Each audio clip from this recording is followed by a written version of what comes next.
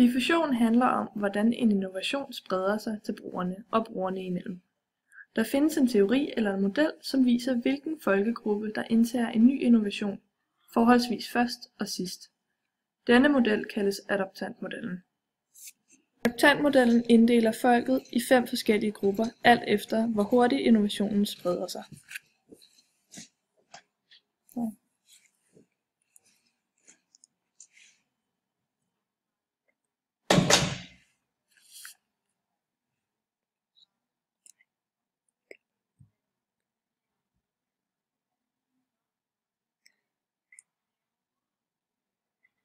De første 2,5% af befolkningen hører inde under gruppen innovatører.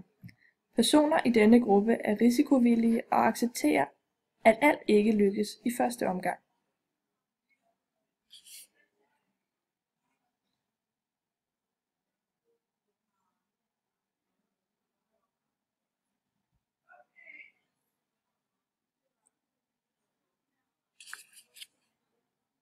De 12,5% er de tidligere tilsluttere, som fungerer som opinionsledere. Denne gruppe vurderer produktet, før den næste gruppe vil tage produktet i brug.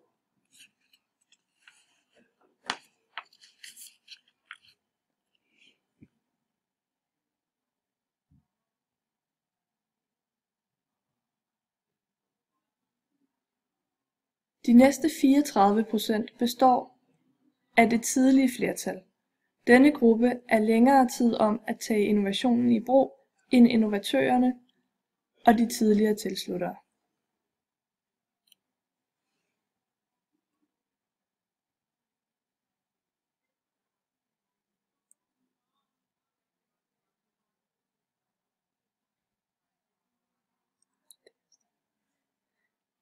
Herefter ses det sene flertal, som består af yderligere 34%. Det sene flertal tager først innovationen til sig, når flertallet har gjort det. De er ofte skeptiske over for innovationen. Til sidst har vi efternølerne, som består af 16%. Personer i denne gruppe tager innovationen til sig som de sidste, da de typisk er optaget af traditioner og er imod forandringerne.